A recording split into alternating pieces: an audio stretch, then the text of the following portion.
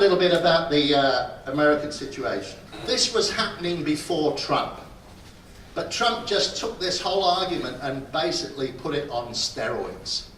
The whole reshoring initiative, bring jobs back, bring manufacturing back.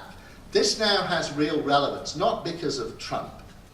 He's just fueling it. It has relevance because macroeconomic trends means it now makes more sense, and we can see them here. Domestic energy, well, I don't need to read them to you, you can read them faster than I can talk about. It now makes much more sense. And Walmart, again, Trump is continuing to encourage them, but they started this in 2013. They announced a goal of over 10 years, bringing $250 billion worth of product that they source back into American sourcing environment.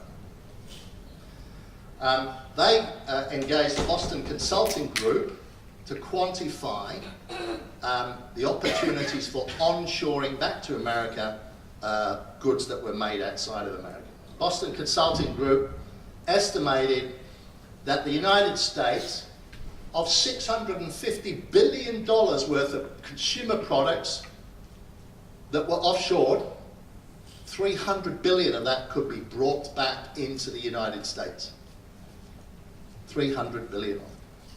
What they also said is that for every 100 billion of consumer product manufacturing they're bringing back into the United States creates 500,000 direct manufacturing jobs, which in turn potentially relates to an additional 1.5 million additional jobs. So it makes sense from a business perspective, but the political kudos, the community benefits, the advantage for the brand of creating jobs back home in the modern environment, in the developed world, is substantial benefits. So that's a concrete example of what's happening there. So we looked at the trade perspective, we've looked at the manufacturing perspective, let's have a look at the supply chain perspective. There is a burden of globalized supply chains. And as I said, supply chains became global and trade flows became global because of outsourcing, offshoring and unbundling, predominantly targeting low-cost labour markets, many of which are in the Asia-Pacific region. And of course, China stands out as the giant among them all. However, when you do this, this stuff is happening a long way from home. And there are a whole additional level of costs that come into play, as you can see here. Again, you can read faster than I can read it out loud to you, but you can see some of these things here. The transportation cost, obviously, if it's coming from Chengdu to Minneapolis, it's going to cost a lot more than from Chicago. All these additional cost elements need to be built into the total supply chain cost. And we've reached a point here now, fueled by increasing labour rates in these low-cost manufacturing environments, where the equation is getting out of balance. And we have lower domestic energy costs at home, and opportunity for automation at home. So you can see how supply chains are getting reconfigured. And the new word now is proximity, calibrating the proximity of production relative to consumption. And that, of course, gravitates towards regional supply chains. So regional supply chains have all these benefits, very similar to the American reshoring initiative. Lower transport costs, closer to market, more ability to respond, faster supply chain. This was an EIU survey, took place earlier this year, that said that companies generally are expecting shorter supply chains, but they won't necessarily be much simpler. The respondents who said they expect shorter supply chains, higher in Asia than in the US, than in North America, and almost half of them said that supply chains will shorten and become more simple. However, 1/3 of them said that they would lengthen and become more complex. And 3% of them didn't know, so why they bothered taking the survey, I have no idea.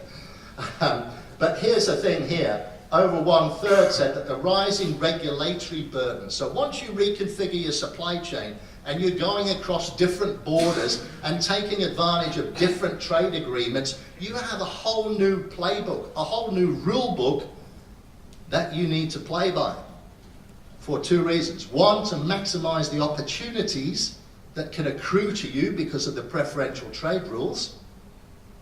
And secondly, to make sure you're fully in compliance with every rule in the playbook.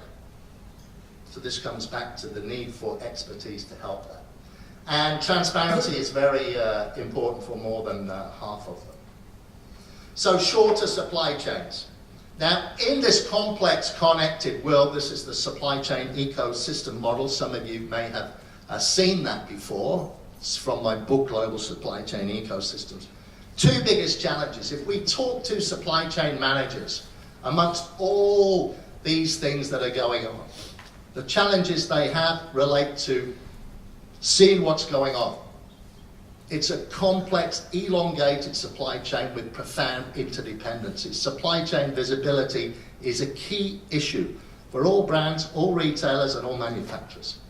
And the second biggest issue is risk. Supply chain risk, or building resilience into the supply chain to be able to deal with risk. And in recent years, we've seen more and more high-profile, often cataclysmic events that have massive and immediate disruption to the supply chain. But we also have regular supply chain risks of supplier failure, commodity prices, delays, customs hold-up, labour strikes. So these are the two biggest things. So if we think about what keeps our customer awake at night, if that's something we can help them with, that is opportunity for us.